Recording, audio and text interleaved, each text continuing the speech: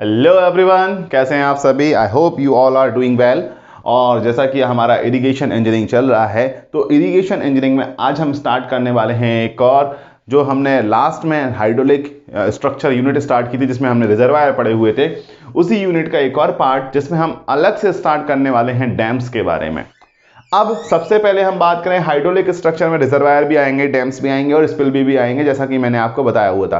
But dams में हमें mainly जो क्वेश्चंस पूछे जाते हैं वो ग्रेविटी डैम से पूछे जाते हैं कि ग्रेविटी डैम होता क्या है, कैसे कंस्ट्रक्ट करेंगे या किस तरीके की प्रोसेस होंगी। तो ग्रेविटी डैम से हमें यहाँ पर क्वेश्चंस पूछे जाते हैं। अब बात ये आती है, सर ग्रेविटी डैम की बात की जाती है, बट बाकी हमें कितने टाइप के डैम होते हैं, उनके क्या क्या एक्शंस होते हैं जिससे वो अपनी स्टेबिलिटी को मेंटेन करते हैं, वो सारी चीज़ें हमें यहाँ पर समझना जरूरी है। तो सबसे पहले तो हम समझेंगे डैम क्या होता है, डैम स्ट्रक्चर क्या होता है। तो जैसा कि हमने बताया हुआ था, अगर ये रिवर बह रही है और इस रिवर में पानी को स्टोरेज करना है, पानी का एक पूल बनाना है, तो यहां पर एक हाइड्रोलिक स्ट्रक्चर कंस्ट्रक्ट किया जाएगा। और जो ये हाइड्रोलिक स्ट्रक्चर कंस्ट्रक्ट किया जा रहा है, इस स्ट्रक्चर को हम क्या बोलते हैं, इस स्ट्रक्चर को अगर हम स्टोरेज करने के लिए यूज कर रहे हैं तो क्या बोलते हैं, डैम बोला जाता है। क्या बोला जाता है, डैम बोला जाता है।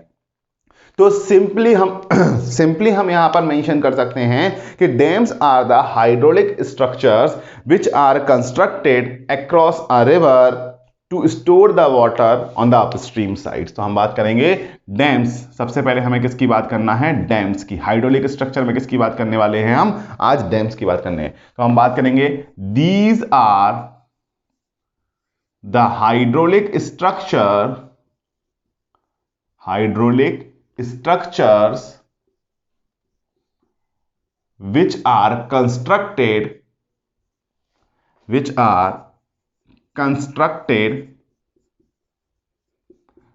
across a river to store the water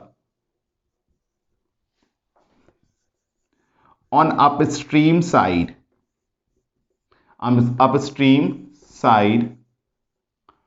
or to divert it when it is necessary। और जब भी इसकी जरूरत होगी तब हम बात करेंगे उसको क्या करना है, डाइवर्ट करना है। तो उस कंडीशंस के लिए हम क्या स्ट्रक्चर बना रहे हैं, हम डैम का स्ट्रक्चर बना रहे हैं। ठीक है, तो हम डाइवर्ट कहां से करेंगे, divert it when it is necessary from river से यदि डाइवर्ट करना है तो उस कंडीशंस में भी हम क्या बनाते हैं, जो स्ट्रक्चर बनाते हैं उसको क्या बोल सकते हैं, एक डैम बोला जा सकता है। ठीक है, अगर डैम का अगर हम फर्दर क्लासिफिकेशंस देखें तो कितने तरीके से होते हैं, तो हम बात करेंगे dams are further classified as follows. अब हमें बात करनी है डैम के क्लासिफिकेशंस की, कि डैम का क्लासिफिकेशंस किस तरीके से किया जाएगा। जैसे कि हमने बात की हुई थी रिजर्वायर के क्लासिफिकेशंस की, उसी तरीके से हम डैम के क्लासिफिकेशंस की बात करेंगे। तो एक यहां पर मैं जनरली फ्लो डायग्राम के थ्रू आपको बताना चाहूंगा कि डैम का क्लासिफिकेशंस किस तरीके से होता है। तो अगर हम बात करें तो यहां पर डिफरेंट तरीके के डैम्स आपके स्ट्रक्चर में पाए जाते हैं, जैसे आर्च डैम है, बटरस डैम है, रॉकफिल डैम है, अर्थफिल डैम है, ग्रेविटी डैम है, और भी काफी डाइक है, डेब्रिस हैं। तो ये सारे डैम्स जो होते हैं हमारे क्लासिफिकेशंस होते हैं। तो हम बात कर रहे हैं classification of dam, classifications of dam, dam के क्लासिफिकेशन की बात कर रहे हैं। तो डैम का क्लासिफिकेशन अगर हम करते हैं तो सबसे पहले ऑन बेसिस ऑफ यूज के बेसिस पे हमने सबसे पहला क्लासिफिकेशन किया है। अगर यूज के बेसिस पे क्लासिफिकेशन किया है तो सबसे पहले हमारे आते हैं स्टोरेज डैम। ठीक है, दूसरा अगर हम बात करें स्टोरेज डैम की बात करते हैं, तो स्टोरेज डैम के अगर हम एग्जांपल लिखना चाहें तो हमारा ग्रेविटी डैम, जो कि क्या करता है, स्टोर करता है वाटर को। ठीक है, अर्थ डैम अर्थ मटेरियल का बना हुआ, रॉकफिल डैम ठीक है, स्टील डैम, और स्टील डैम को हम क्या बोलते हैं, कई बार कॉफर डैम की तरह इनको यूज किया जाने वाला डैम बोला जाता है। ठीक है, कॉफर डैम की जगह यूज किया जाने वाला डैम होता है। ठीक है, कॉफर डैम अभी आप आगे बात करेंगे। ठीक है, आर्च डैम, ईटीसी, ये सारे डैम किस में आ जाएंगे, स्टोरेज के अंतर्गत आ जाएंगे। मतलब इन सभी डैम्स को हम क्या करने के लिए, स्टोर करने के लिए यूज करते हैं। वाटर को स्टोर करते हैं, फिर उसको क्या करते हैं, आगे की तरफ डाइवर्ट कर देते हैं। तो ये सारे डैम क्या होते हैं, हमारे स्टोरेज स्कीम के डैम कहे जाते हैं। ठीक है, दूसरा अगर हम बात करें तो दूसरा हमारा होता है डायवर्जन डैम। अब डायवर्जन डैम की बात करें तो पानी को डाइवर्ट करने के लिए, और पानी को डाइवर्ट करने के लिए हमने डिफरेंट स्ट्रक्चर पढ़े हुए हैं। वो डिफरेंट स्ट्रक्चर क्या है, बियर एंड बैराज। तो बियर एंड बैराज को किसमें काउंट कर लिया जाता है, उसको काउंट किया जाता है हमारा डायवर्जन डैम में। और इनके बारे में हम ऑलरेडी पहले पढ़ चुके हैं, ये किस तरीके से वर्क कर रहे होते हैं। ठीक है, थर्ड वन इज है डिटेंशन डैम। डिटेंशन डैम, अगर मान लीजिए अगर हम बात करते हैं कि एक स्ट्रक्चर है, उस स्ट्रक्चर में सेडिमेंट बहुत ज्यादा है और आगे फीडअप कराने के लिए हमें उन सेडिमेंट्स को रिमूव करना है, तो हम क्या करेंगे, जो पानी बहता हुआ आ रहा है उसको शांत वाटर में कन्वर्ट करेंगे। शांत वाटर में कन्वर्ट करने से क्या होगा, उसके सेडिमेंट्स वहां पर जो वेलोसिटी है उसको कम करने से वहीं पर सेडिमेंट्स बैठ जाएंगे। तो ऐसे डैम्स को क्या बोलेंगे, डिटेंशन डैम, जो सेडिमेंट्स को डिटेन करने के बाद उनको रिमूव करने के लिए यूज कर रहे हैं, तो उनको हम क्या बोलते हैं, डिटेंशन डैम बोला जाता है। तो अगर हम डिटेंशन डैम की बात करें, स्पेलिंग शायद गलत लिख दिया है, ध्यान रखना, डिटेंशन TION होगा, डिटेंशन डैम। तो अगर हम बात करते हैं तो ऐसे डैम में जो हमारे आते हैं dike and debris. Dike and debris, जो डाइक एंड डेब्रिस डैम होते हैं वो हमारा किसके अंतर्गत आ जाते हैं, डिटेंशन डैम। तो यूज यहां पर क्या है, इनमें पानी को स्टोर करना, यहां पर यूज किया है उसको डाइवर्ट करना, और यहां पर यूज किया है जो भी सेडिमेंट है उनको डिटेन करना, डिटेंशन करके उनको रिमूव करना, ये हमारे डिटेंशन डैम होते हैं। ठीक है, अगर हम दूसरी तरीके से बात करें तो दूसरा जो हमारा होता है on the basis of hydraulic design, basis of hydraulic design. Hydraulic design उनकी किस तरीके की रखी गई है उसके बेसिस पर भी हम बात करते हैं, उनको क्या बोलते हैं, हम बात करते हैं, हमारे डैम डिफाइन होते हैं। तो जैसे कि हम पहला बात करें तो ओवरफ्लो डैम। ओवरफ्लो डैम, ऐसे डैम जिसमें एक्सेस वाटर को निकलने के लिए ओवरफ्लो पैसेज दिया गया है उसको हम क्या बोलते हैं, ओवरफ्लो डैम बोलते हैं। और ओवरफ्लो डैम को generally called as spillway, generally called as spillway. Spillway को ही हम क्या बोलते हैं, ओवरफ्लो डैम बोला जाता है। मतलब जो भी नहर वगैरह कैनाल, अगर स्पिलवे का मतलब एक्चुअली कैनाल अलग होता है, स्पिलवे थोड़ा सा अलग होता है। ठीक है, तो अगर हम बात करें स्पिलवे में गेट वगैरह प्रॉपर्ली डिजाइन होते हैं, तो अगर हम बात करें स्पिलवे, तो स्पिलवे को ओवरफ्लो डैम भी बोला जाता है। तो एक बार क्वेश्चन पूछा गया है, निम्न में से कौन सा ओवरफ्लो डैम कहा जाता है, निम्न में से कौन सा overflow dam, which of the following is known as overflow dam, उसका आंसर क्या था, स्पिलवे। या spillway is also known as, spillway is also known as क्या बोलते हैं, ओवरफ्लो। मतलब पानी जितना स्टोर होना है वो पानी स्टोर होगा, और जितना भी एक्सेस वाटर आएगा वो ओवरफ्लो होकर के इसके ऊपर से, जो भी हमने डैम स्ट्रक्चर बनाया इसके ऊपर से फ्लो होकर के निकल जाएगा। ऐसे डैम क्या कहे जाते हैं, ओवरफ्लो डैम कहे जाते हैं। और दूसरा अगर हम बात करें तो दूसरा हमारा जो स्ट्रक्चर होता है वो होता है नॉन ओवरफ्लो डैम होते हैं, नॉन ओवरफ्लो डैम। अगर हम बात करें नॉन ओवरफ्लो डैम तो ये क्या होता है, नॉन ओवरफ्लो डैम की बात करते हैं तो ऐसे डैम जिसमें पानी ओवरफ्लो होकर के नहीं जा रहा होता है, पानी कैसे जा रहा होता है, किसी गेट या स्लुइस के माध्यम से हम निकाल रहे होते हैं, उनको हम क्या बोलते हैं, नॉन ओवरफ्लो। जिसमें एक्सेस वाटर जो हमारा है वो किसी गेट ओपनिंग या स्लुइस ओपनिंग के माध्यम से हम जब निकाल रहे हैं उसको हम क्या बोलते हैं, नॉन ओवरफ्लो। तो जनरली अगर हम यहां पर एग्जाम्पल पे लिखें तो क्या ग्रेविटी डैम नॉन ओवरफ्लो हो जाएगा या नहीं, comma earthen dam non overflow हो जाएगा या नहीं। ठीक है, स्टील डैम ये कैसा हो जाएगा, नॉन ओवरफ्लो हो जाएगा या नहीं। और भी अगर हम बात करें आर्च डैम, बटरेस डैम, ये सारे किस में काउंट हो जाएंगे, नॉन ओवरफ्लो डैम में काउंट हो जाते हैं। किस में हो जाते हैं, नॉन ओवरफ्लो डैम में काउंट हो जाते हैं। रॉकफिल डैम भी आ जाएगा, आर्च डैम भी आ जाएंगे, बटरेस डैम भी आ जाएंगे, ये सारे नॉन ओवरफ्लो में काउंट हो जाएंगे। ठीक है, last one and third one is on the basis of material. On the basis of material, material के बेसिस पर डिफाइन कर रहे हैं।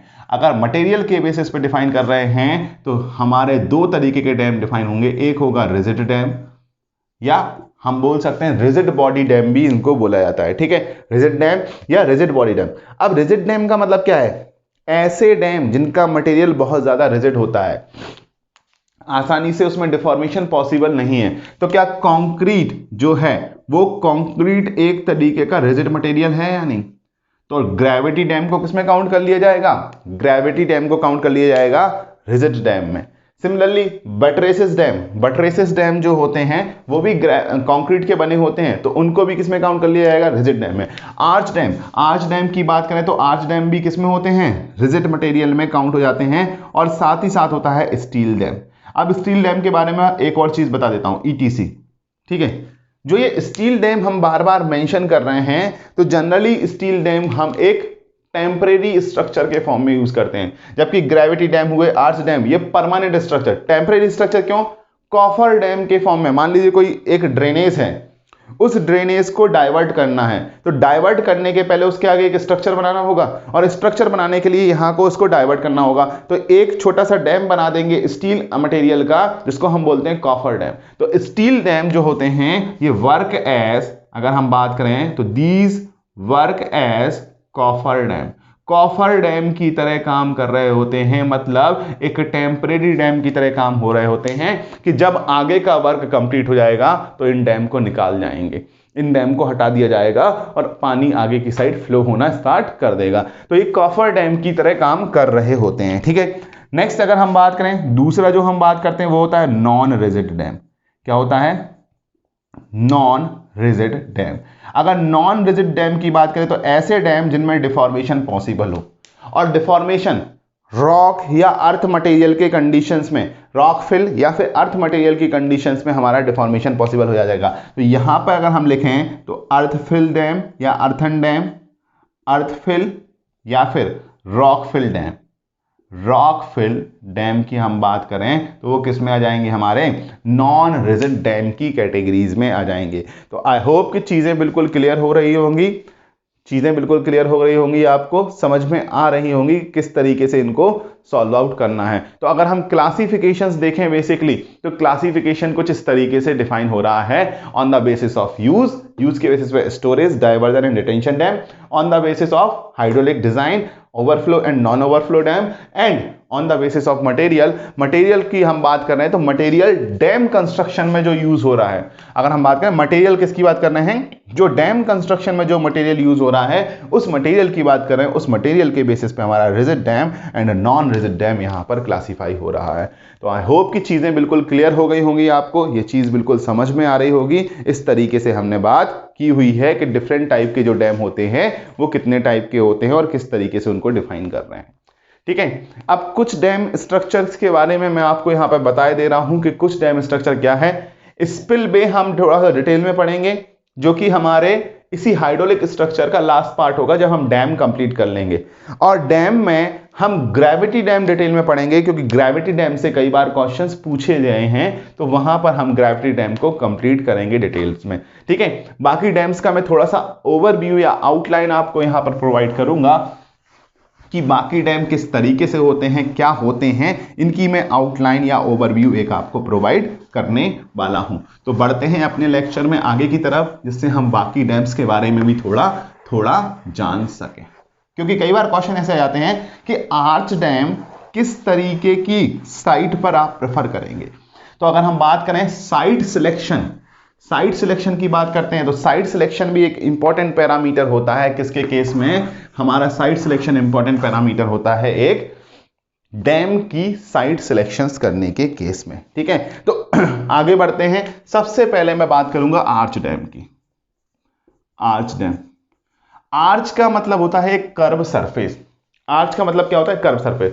तो जब भी एक डैम बनाया जाएगा, ये डैम है, ये इसके एजेस हैं, ये रिवर बह रही है, ये रिवर बह रही है, ठीक है, और ये इसके एजेस हैं, और एजेस के बीच में इस तरीके से अगर कर्व से ऊपर से देख रहे हो, अभी आप कहां से देख रहे हो? टॉप से, ठीक है, तो इस तरीके से एक आर्च बना करके एक डैम स्ट्रक्चर बनाया गया है। आर्च बना करके एक डैम स्ट्रक्चर बनाया गया है। तो इस स्ट्रक्चर को क्या बोला जाएगा? आर्च डैम बोला जाएगा। क्या बोला जाएगा? आर्च डैम, ठीक है। तो इनसे रिलेटेड कुछ इमेजेस हैं जो मैं आपके टेलीग्राम चैनल पर शेयर कर दूंगा। आपने से जिन्होंने भी टेलीग्राम चैनल नहीं ज्वाइन किया है वो वहां पर ज्वाइन कर सकते हैं। मैं वहां पर कुछ इमेजेस कर दूंगा आपके साथ शेयर। तो इंडिया में अगर हम देखें तो आर्च डैम बना हुआ है। आर्च डैम कहां बना हुआ है? आर्च डैम बनाया हुआ है इडुक्की डैम, केरला। इडुक्की डैम जो केरला में है वो इंडिया में आर्च डैम का एक बहुत अच्छा एग्जाम्पल है।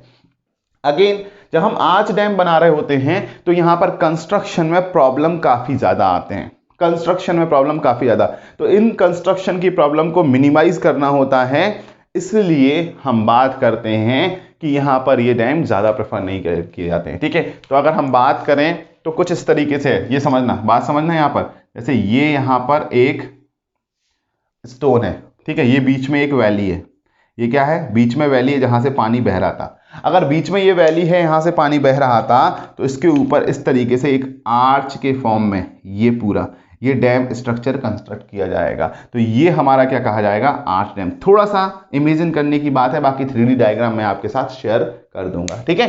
तो अगर हम बात करते हैं, these are curved in plan.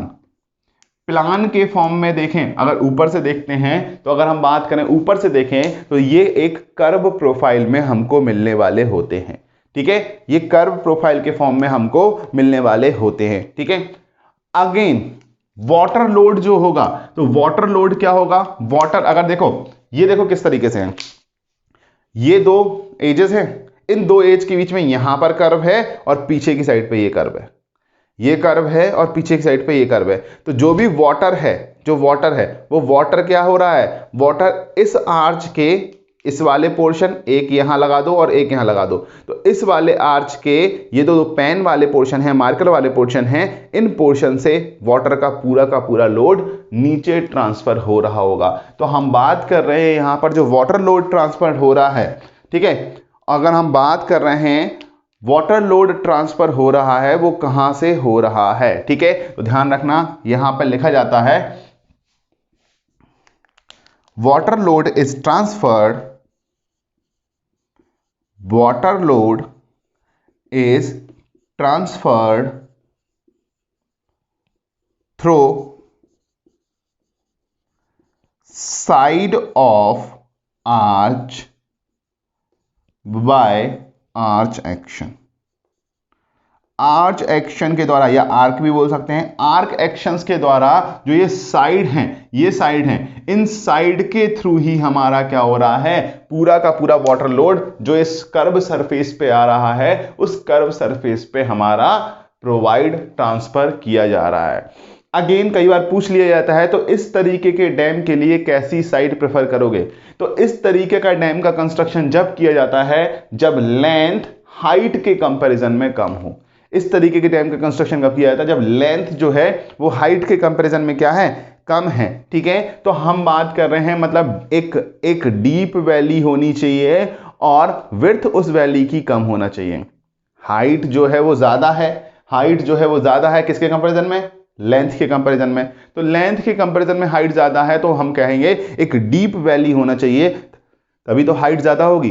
Deep valley होना चाहिए और विड्थ क्या होना चाहिए? नैरो विड्थ होना चाहिए। तो हम बात करेंगे preferred at site where valley is deep and narrow, deep and narrow, या ऐसा भी लिख सकते हैं when height of dam is more than its length, more than its length, उस कंडीशन में क्या होगा, हम कौन सा डैम प्रेफर करते हैं, हम उस कंडीशन में आर्च डैम प्रेफर कर रहे होते हैं। ठीक है, ये 3 स्टेटमेंट हमें यहां पर मेंशन करने हैं, जिसमें से लास्ट स्टेटमेंट है कि साइट कैसी होनी चाहिए, डीप वैली होना चाहिए, वो यहां पर साइट की बात कर रहे हैं। ठीक है, तो ये इस कंडीशंस में हम बात कर रहे हैं किसकी, हमारे आर्च डैम की। तो आर्च डैम एक टिपिकल कंस्ट्रक्शन है जो कि इडुक्की डैम केरला में जो इडुक्की डैम बना हुआ है वो हमारे यहाँ आर्च डैम का एक एग्जाम्पल मेंशन किया गया है। ठीक है, नेक्स्ट अगर हम बात करेंगे बटरेसेस डैम की, नेक्स्ट किसकी बात करेंगे, बटरेसेस डैम। अगर बटरेसेस डैम की बात करते हैं तो इसको हॉलो मैशनरी डैम भी कहा जाता है या hollow concrete dam. Hollow concrete dam क्यों कहा जाता है, ठीक है, जैसे ग्रेविटी डैम है, फुल्ली मैसिव कंक्रीट स्ट्रक्चर है, यानी फुल्ली मैसिव कंक्रीट स्ट्रक्चर है, इसको हॉलो कंक्रीट स्ट्रक्चर भी बोल दिया जाता है। क्यों, क्योंकि यहां पर अगर हम बात करें, ये हमारी रिवर जा रही है, ये रिवर जा रही है, ठीक है, ये रिवर है, और इस रिवर के ऊपर हम क्या बनाएंगे, किस तरीके से डेक बना देते हैं, ये डेक, ठीक है, डेक यानी एक आरसीसी स्लैब बना दिया। ठीक है, ये आरसीसी डेक बना दिया है, ये आरसीसी डेक बना दिया है, आरसीसी डेक, और इस डेक में बीच बीच में हम क्या लगा देते हैं, बटरेसेस लगा देते हैं। बटरेसेस का मतलब अभी मैं बता रहा हूं, थोड़ा सा और पेशेंस रखिएगा, ये इस तरीके के बटरेसेस लगा देते हैं।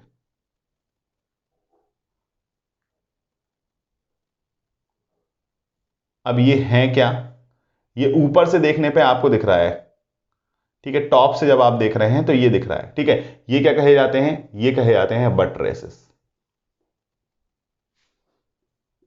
बटरेसेस। अब देखो बटरेसेस क्या है, सपोज ये पानी आ रहा है सामने से, सामने से क्या आ रहा है, पानी, ये पानी आ रहा है, ठीक है, और पानी को रोकने के लिए हमने यहां पर क्या है, एक वॉल बना दी, ये वॉल बना दी, ये वॉल बना दी।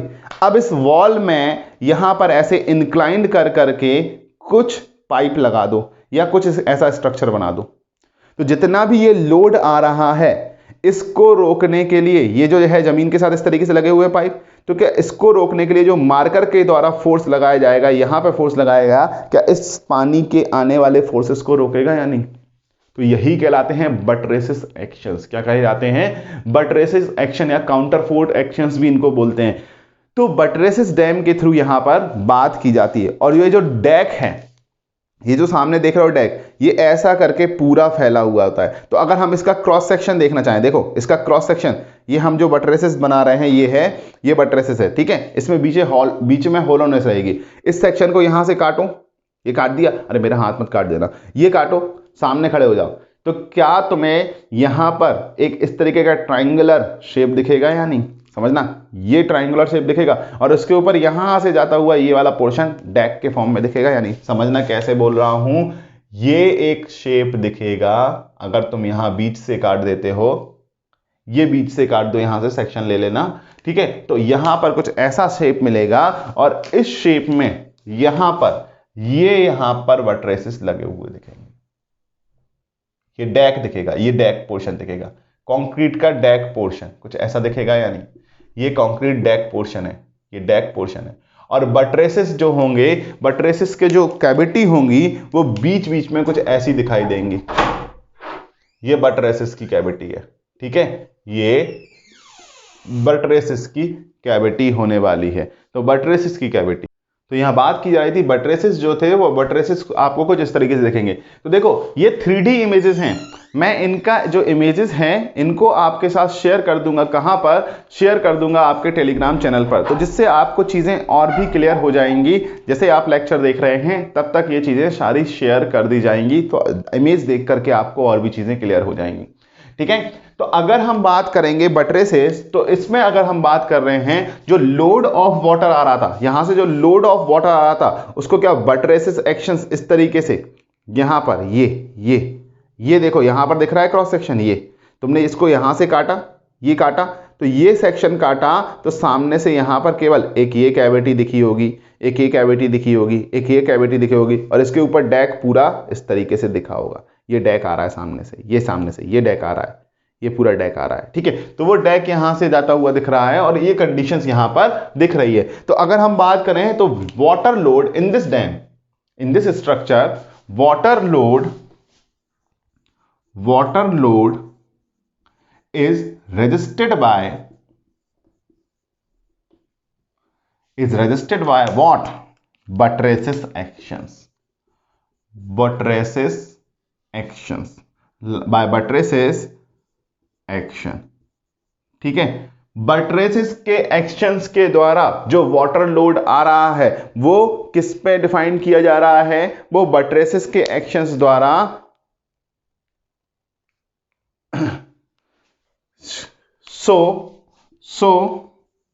so here number of buttresses are provided, number of buttresses are provided, number of buttresses यहां पर प्रोवाइड किए जाते हैं केवल किसके लिए? वाटर लोड को रेजिस्ट करने के लिए। नेक्स्ट अगर हम बात करें तो बटरेसेस क्या होते हैं? बीच में हॉलो रहते हैं। बीच में कैसे रहते हैं? हॉलो रहते हैं और ये एक्शंस इस तरीके से बनाते हैं। तो these are less massive structure than gravity dam,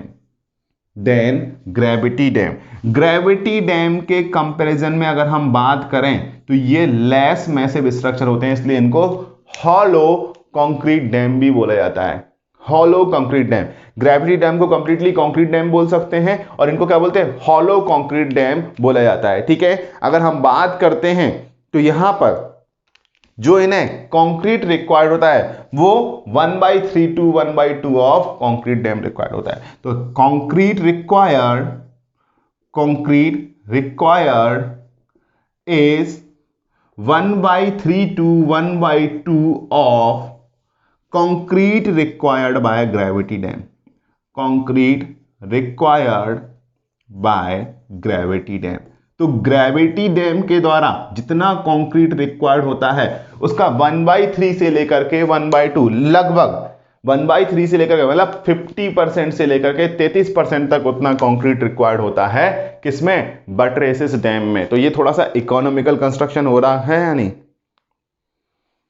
economical construction कहा जा रहा है या नहीं? तो ये पॉइंट बहुत इंपॉर्टेंट है जो मैंने रेड में मेंशन किया है कि बटरेसेस डैम के बारे में सॉरी, जो कंक्रीट हमारा यूज किया जा रहा है वो ग्रेविटी डैम से ज्यादा होगा या ग्रेविटी डैम से कम होगा। तो दो डैम यहां पर काम किए हैं हमने, एक आर्च डैम की बात की है, एक बटरेसेस डैम की बात की है, ठीक है। नेक्स्ट अगर हम बात करें तो रॉक फिल या अर्थ फिल डैम की हम बात करने वाले हैं। अगर रॉक फिल और अर्थ फिल डैम की बात करने वाले हैं वो किस तरीके से होते हैं तो उनको भी यहां पर हम देखने वाले हैं, ठीक है। तो समझ में आ रही हैं चीजें या नहीं? ठीक है, चलिए हम बात कर रहे हैं यहां पर रॉक फिल या अर्थ फिल या rock fill dam.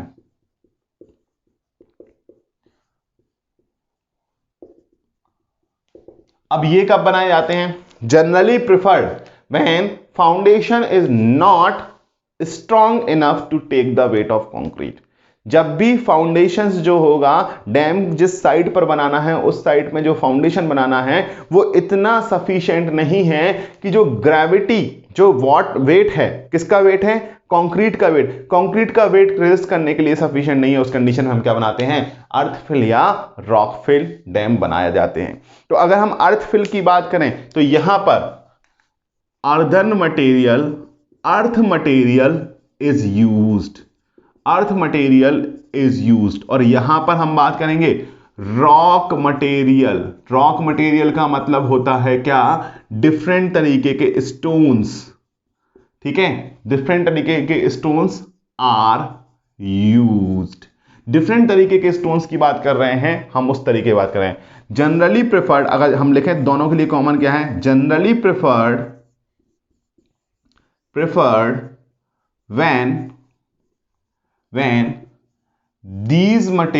when the foundation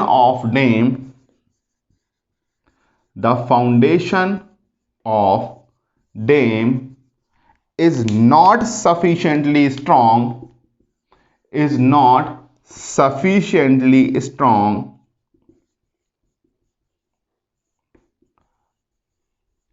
to resist the weight of concrete. To resist the weight of concrete. Concrete का वेट रेजिस्ट करने के लिए सफिशिएंटली स्ट्रांग नहीं है, उस कंडीशन में हम क्या प्रेफर करते हैं, अर्थफिल एंड रॉक फिल डैम को हम यहां पर प्रेफर किया जाता है। ठीक है, तो हम बात करते हैं इस तरीके से हम बात कर रहे होते हैं। अब देखो अर्थ मटेरियल, तो में एक कंफ्यूजन होगा कि सर क्या रॉक को अर्थ मटेरियल, रॉक मटेरियल को अर्थ मटेरियल नहीं बोला जाएगा? बेटा अर्थ मटेरियल का मतलब होता है जनरली सॉइल। अर्थ मटेरियल का जनरली क्या होता है, सॉइल, जो कि लोकली अवेलेबल होता है अर्थ मटेरियल। रॉक मटेरियल का मतलब होता है स्टोन्स। रॉक मटेरियल का मतलब स्टोन्स, और इन स्टोन्स को एक के ऊपर एक पाइल करेंगे। उसके बाद जैसे अगर तुम्हें कहीं पर देखा होगा कि जनरली एक नाला बह रहा है, ठीक है, और इस नाले में पानी को डाइवर्ट करना होता था, तुम क्या करते थे, वहां पर बहुत सारे पत्थर डाल देते थे। बहुत पत्थर डाले, फिर पत्थर डाले, फिर पत्थर डाले, फिर पत्थर डाले, फिर पत्थर डाले, उनके बीच में सैंड भर दी और उनके बीच में और भी छोटे पार्टिकल भर दिए, तो क्या पानी का बहाव बहुत हद तक रुक जाता था। पानी का बहाव यहां पर स्टोरेज होने लगेगा, फिर जो बीच बीच में कैविटी थी उनसे पानी थोड़ा थोड़ा निकल करके आने लगता था। तो क्या एक ऐसा स्ट्रक्चर बन जाता था कि रॉक मटेरियल से, स्टोन्स की मदद से तुमने पानी को एक साइड पे एक्यूमुलेट करना स्टार्ट कर दिया है। या कहीं से पानी बह रहा हो, तुमने वहां पर सॉइल का डंप कर दिया, सॉइल डंप कर दी, सॉइल डंप कर दी, तो पानी अपना रास्ता चेंज करके भागने लगता है या नहीं? पानी अपना रास्ता चेंज करके भागना, और कुछ पानी वहां पीछे साइड में स्टोर होना भी स्टार्ट होने लगता है। तो हम बात करेंगे कि सॉइल मटेरियल अगर हम बात कर रहे हैं तो generally preferred when the foundation of the dam is not sufficiently strong to resist the weight of concrete, उस कंडीशन में प्रेफर करेंगे। और ये लोकली अवेलेबल मटेरियल हैं। अर्थ यानी सॉइल या रॉक फिल यानी स्टोन्स, ये लोकली अवेलेबल मटेरियल है, और इन लोकली अवेलेबल मटेरियल के कारण ही हम उस डैम का कंस्ट्रक्शन स्टार्ट करेंगे। तो अगर हम बात करते हैं तो इसका स्ट्रक्चर देखो कुछ इस तरीके से हो सकता है। ये है, ये डैम बना दिया, ये डैम होगा, और इस तरीके से यहां पर भी ऊपर से देखने पे तुम्हें कुछ ना कुछ मिलेगा, और यहां से भी ऊपर भी देखने पे क्यों मिलेगा। ठीक है, अब ये क्या है, जो हैच पोर्शन है वो क्या है, वो है स्लोपिंग सरफेस। क्योंकि अगर हम बात करें तो दोनों तरफ पर हमें स्लोपिंग सरफेस बनानी पड़ेगी, ये स्लोपिंग सरफेस बनानी पड़ेगी। और जब हम स्लोपिंग सरफेस बनाएंगे तो नीचे की तरफ से पानी का फ्लो, जो बीच वाला पोर्शन है, ये तो ये हो गया, और ये क्या हो गया, ये हैच पोर्शन हो गया। ये क्या होगा, ये हैच पोर्शन, ये हैच पोर्शन जो है वो स्लोपिंग सरफेस है। ठीक है, तो अगर हम बात करें तो यहां पर हम एक फिल्टर प्रोवाइड करते हैं, जिसे हम क्या बोलते हैं, ड्रेनेज फिल्टर। और ये ड्रेनेज फिल्टर जो होता है वो नीचे की तरफ या तो इम्परवियस सरफेस प्रोवाइड करो, अगर इम्परवियस सरफेस प्रोवाइड नहीं कर पा रहे हैं तो ड्रेनेज फिल्टर को प्रोवाइड करेंगे, जो कि अपलिफ्ट प्रेशर को हैंडल कर रहा होता है। कहां पर देख के आए हम, ये सारी चीजें सीपेज थ्योरी में क्या हम देख कर हुए आए हैं, पीछे के चैप्टर्स की बात करें सीपेज थ्योरी, वहां पर हम ये सारी चीजें देखते हुए आए हैं। ड्रेनेज फिल्टर या टो फिल्टर भी इसको बोल दिया जाता है। क्या बोल दिया है, टो फिल्टर, टो और रॉक टो फिल्टर इसको बोल दिया जाता है। रॉक टो फिल्टर इसको बोल दिया जाता है। अब रॉक टो फिल्टर या ट्रो फिल्टर क्यों बोला जाता है, इसका रीजन है, अगेन तुमसे ये भी पूछ सकता है इस ड्रेनेज फिल्टर कितने पोर्शन में प्रोवाइड करना है, तो ये होता है 50% टू 100% ऑफ बेस लेंथ।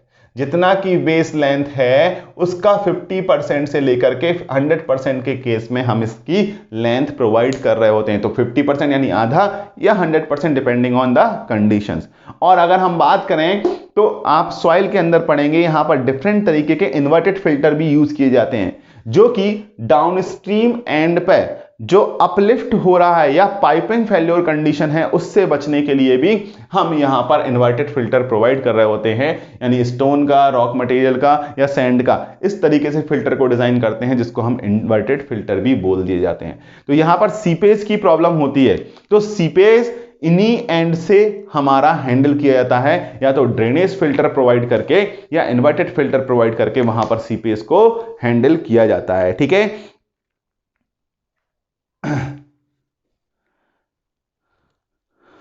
ठीक है, तो ये हमारा बात कर रहे हैं। अब देखो, एक तो तुमने यहां पर हॉरिजॉन्टल फिल्टर प्रोवाइड कर दिया है और एक यहां पर वर्टिकल फिल्टर भी प्रोवाइड कर सकते हो, जो कि यहां पर डाउनस्ट्रीम एंड से होने वाले सीपेज को रोकेगा। तो ये अपस्ट्रीम एंड है और ये डाउनस्ट्रीम एंड है। क्लियर है बात? तो हम बात करेंगे कि seepage, this type of dam is constructed from locally available material, locally available material, जो भी मटेरियल लोकली अवेलेबल होता है उस मटेरियल से हम इसका कंस्ट्रक्शन कर रहे होते हैं। ठीक है, अगर इसका कंस्ट्रक्शन लोकली अवेलेबल मटेरियल से, तो हम लिखेंगे सीपेज कंट्रोल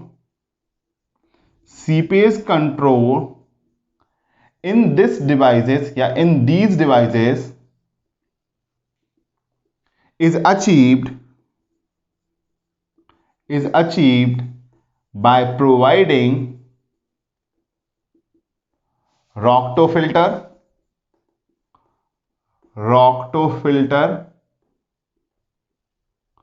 और हॉरिजॉन्टल, ये हॉरिजॉन्टल फिल्टर है, ठीक है, और एंड या ऐसे लिखिए एंड हॉरिजॉन्टल फिल्टर।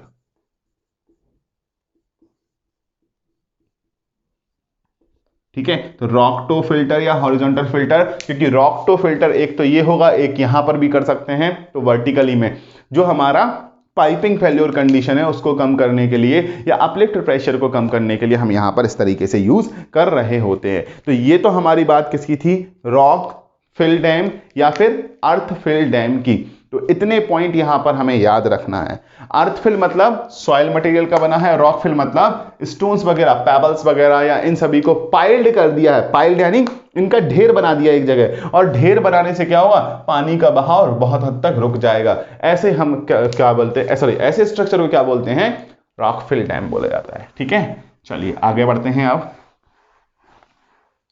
तो ये हमने बात की rock fill dam and other की। स्टील डैम की हमने ऑलरेडी बात कर ली है कि वो एज अ कॉफर डैम के फॉर्म में यूज किए जाते हैं, उनको ज्यादा यूज नहीं किया जाता है, केवल और केवल कॉफर डैम के फॉर्म में उनको यूज किया जाता है, मतलब टेम्परेरी स्ट्रक्चर, जबकि आगे कोई कार्य चल रहा है उस समय टेम्परेरी स्ट्रक्चर के फॉर्म में उनको यूज कर लिया जाता है। तो अगर हम नेक्स्ट बात करते हैं, तो नेक्स्ट जो हमारी बात की जाएगी वो हमारी होगा ग्रेविटी डैम।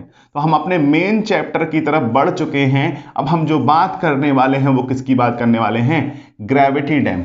तो एक ऐसा डैम जिसमें लगने वाला वाटर का लोड इस डैम के सेल्फ वेट के कारण हमारा रुक रहा है, इस डैम के सेल्फ वेट के कारण रजिस्ट किया जा रहा है, उस डैम को क्या बोलते हैं? हम ग्रेविटी डैम बोलते हैं। तो हम बोलते हैं these are the dam, these are the structure in which water load या वाटर प्रेशर भी बोल सकते हैं, water pressure is resisted by self weight of structure, comma, known as gravity dam।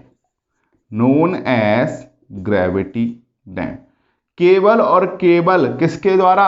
Self weight of structure, water load is resisted by self weight of structure is known as gravity dam. इनको क्या बोला जाता है? इनको gravity dam बोला जाता है। अगर हम बात करें, these are generally constructed of machinery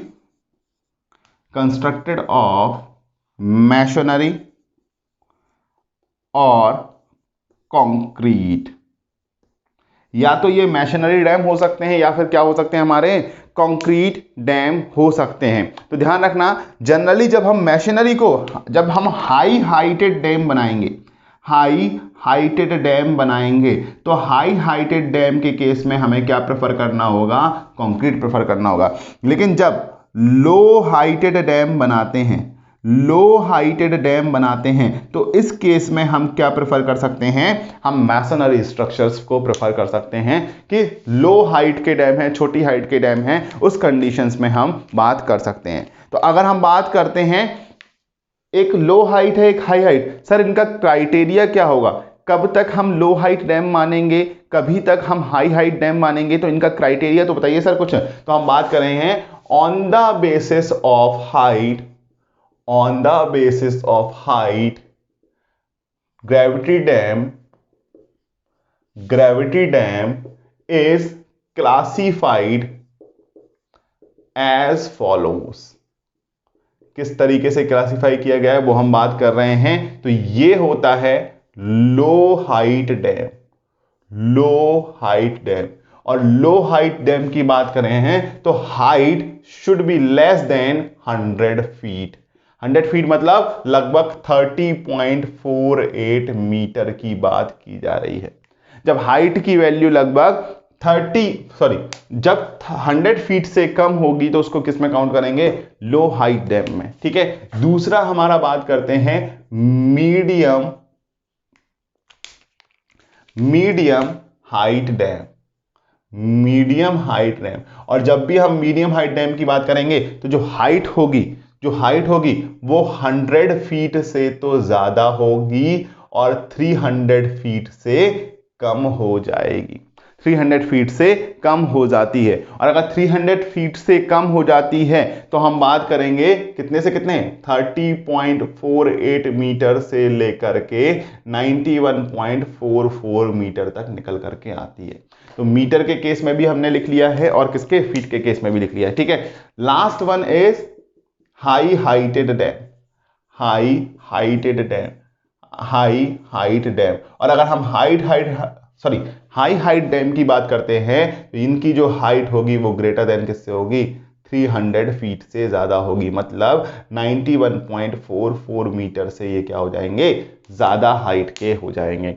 अब तुम्हें एक डाउट आ रहा है सर 100 फीट और 300 फीट को कहां कंसीडर किया जाएगा, सर 100 फीट और 300 फीट को कहां कंसीडर किया जाएगा। तो ध्यान रखना सेकंड वाले में ही हम 100 फीट और 300 फीट को कंसीडर कर लेते हैं। जनरली 100 to 300 फीट बोला गया है, इसमें क्या बोला गया, लेस देन है, इसमें क्या है, ग्रेटर देन। तो 100 फीट और 300 फीट वाले को जो हम बात करेंगे मीडियम हाइट डैम में ही कंसीडर कर लेते हैं। और 300 से जैसे ही ज्यादा हुआ वो हाई हाइटेड डैम में, और 100 से जैसे ही कम हुआ वो किस में हो जाएगा, लो हाइटेड डैम में कंसीडर किया जाता है। तो ये कंडीशंस हमारी होती है किसके लिए, ग्रेविटी डैम के लिए। और ये हमारा अब मेन टॉपिक स्टार्ट हो रहा है जिसकी हम बात कर रहे हैं, हमारा ग्रेविटी डैम। मुझे बताइएगा इसमें कोई डाउट है, जो भी डाउट है आप डाउट सेक्शन कमेंट सेक्शन में मेंशन कर सकते हैं, उसको हम पूरा सॉल्व करने की बात करेंगे।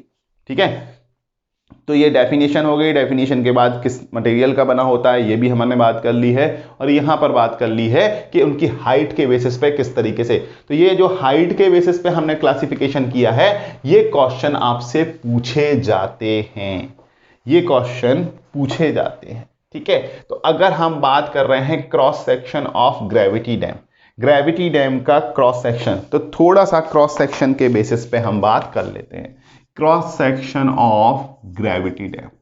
ठीक है, क्रॉस सेक्शन की बात करें तो सिंपली अगर हम बात करते हैं, ये यहां पर रिवर बह रही है और रिवर में हमने क्या बना दिया, ये डैम बना दिया, ये डैम बना दिया। किसका, कंक्रीट डैम हम बात कर रहे हैं या हम इसको बोल रहे हैं, ये ग्रेविटी डैम बना दिया है। अगर ये ग्रेविटी डैम बना दिया तो मुझे समझाइएगा आप लोग, ठीक है समझाइएगा, इसका जो शेप होगा वो कुछ इस तरीके का रखते हैं, और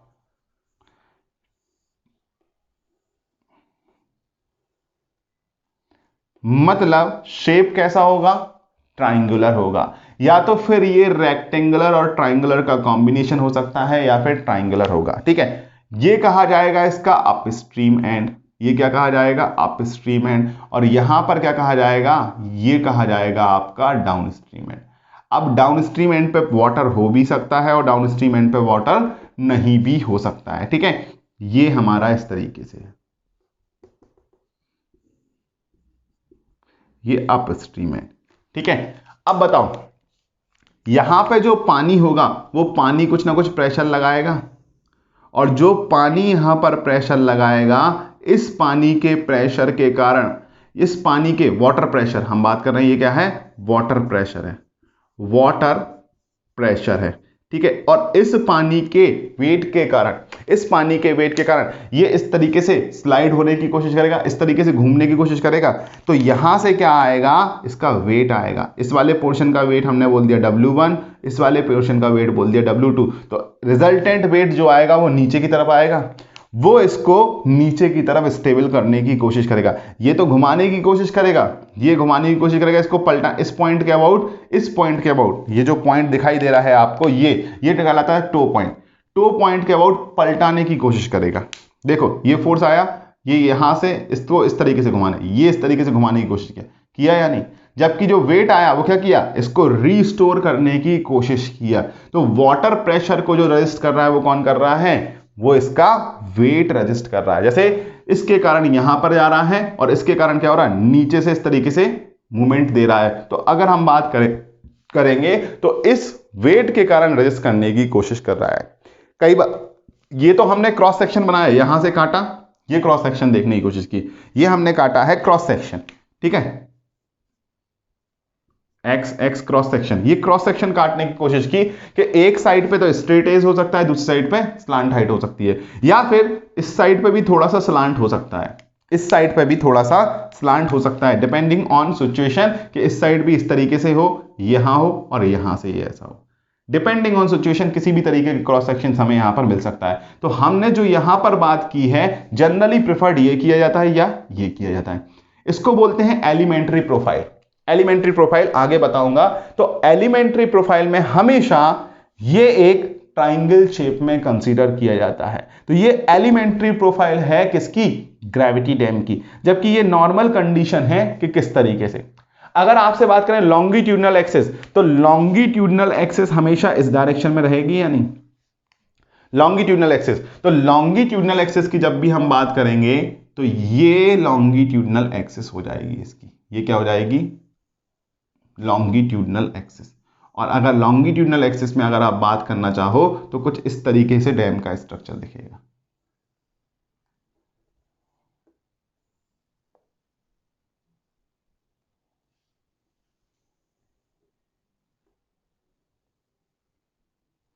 ये दिखेगा या नहीं, ये इस तरीके से दिखेगा। तो ये एक्सिस कही जाएगी, ये लेंथ ऑफ डैम कही जाएगी, या लॉन्गिट्यूडनल एक्सिस कही जाएगी, जो कि इसके लेंथ वाइज आने वाली है, जो कि इसमें क्या आने वाली है, लेंथ वाइज।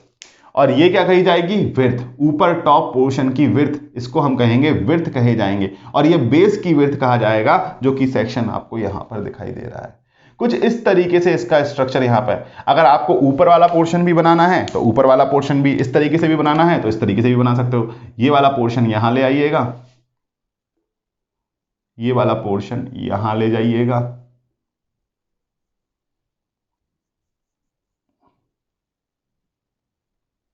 और ये इस तरीके से। तो ये ऊपर वाला पोर्शन बन गया या नहीं, ये ऊपर वाला पोर्शन बन गया।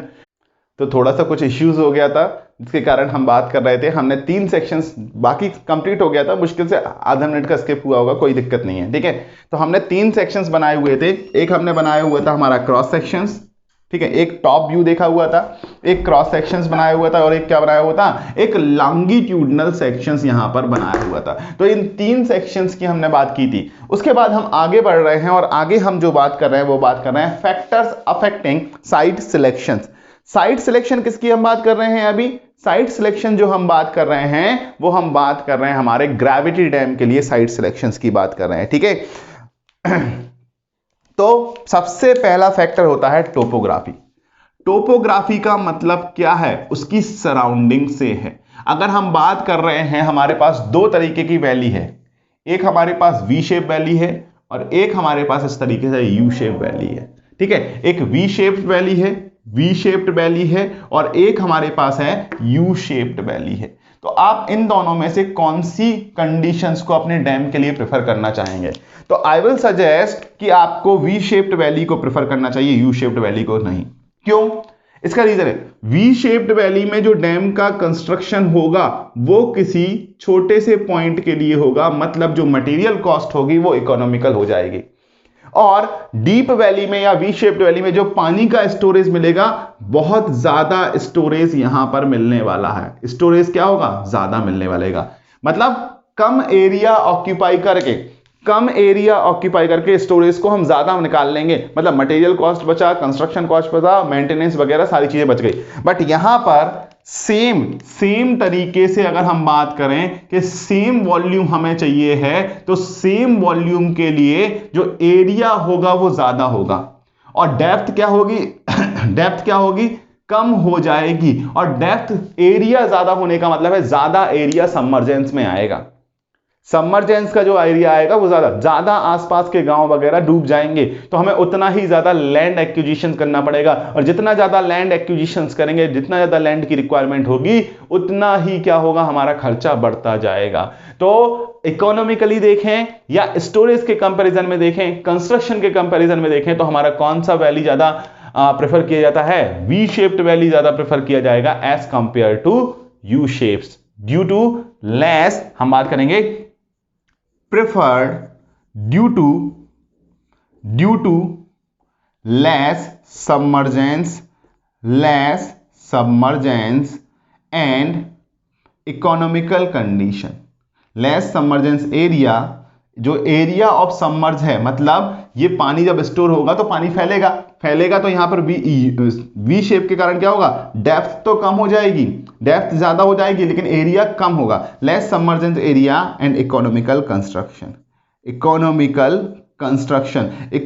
कंस्ट्रक्शन भी हो जाएगा, क्योंकि कम लेंथ में हमें डैम की लेंथ कम प्रोवाइड करनी पड़ेगी तो कंक्रीट कम लगेगा। ठीक है, तो हम बात कर रहे हैं टोपोग्राफी, क्या कहीं ना कहीं टोपोग्राफी ने अफेक्ट किया? ठीक है, तो अगर हम बात करें टोपोग्राफी, तो टोपोग्राफी कैसी होनी चाहिए? It should have deep valley with less width.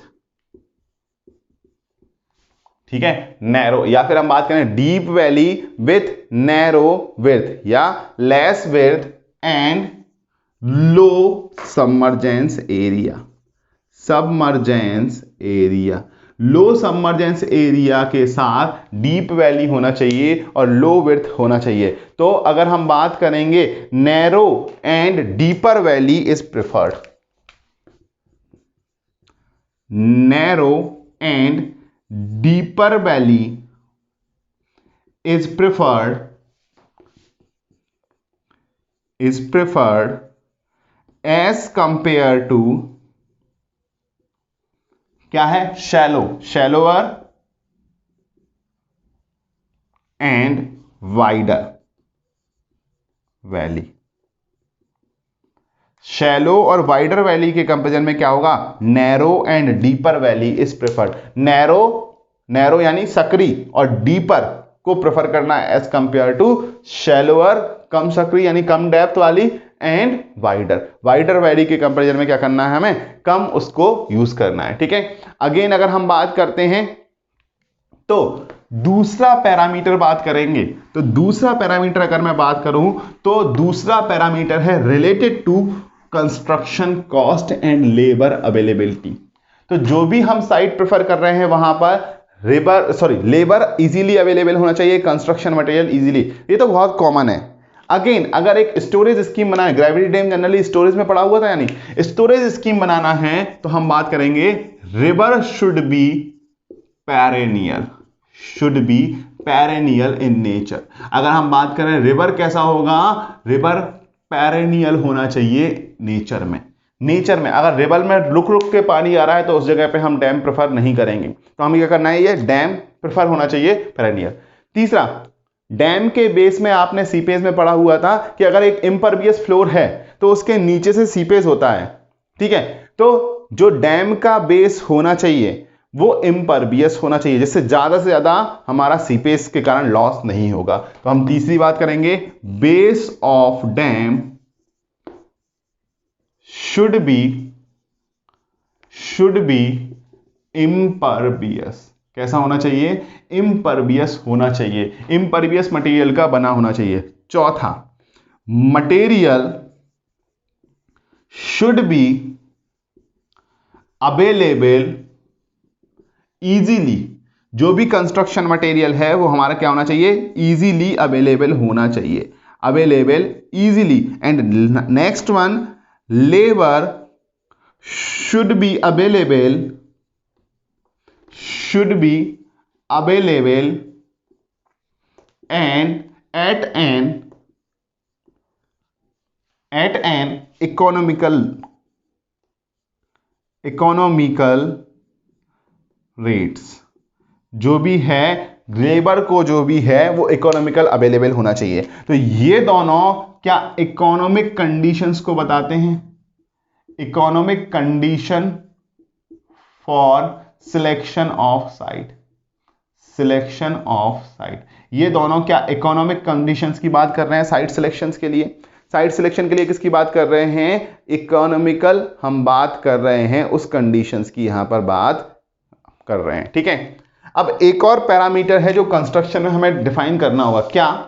अगर मान लीजिए अर्थक्वेक आ गया, तो तुमने देखा होगा अर्थक्वेक में काफी सारे चेंजेस आते हैं, एक जमीन अंदर धंस जाती है, कुछ भी हो जाता है। तो अगर हम डैम बना रहे हैं तो वाटर का बहुत बड़ा पूल है, और अगर मान लो अर्थक्वेक एक्टिविटी हो गई या कुछ ऐसी एक्टिविटी हो गई, डैम फट गया जिसके कारण, ठीक है, डैम फेल्योर हो गया, तो पानी पूरा जो आसपास के गांव है उनको डुबा देगा या नहीं? तो अर्थक्वेक में ये चांसेस ज्यादा हो सकते हैं, इसलिए it should be free from earthquake region. ठीक है, अगर हम बात कर रहे हैं अर्थक्वेक एक्टिविटी से फ्री होना चाहिए, तो the site should be free from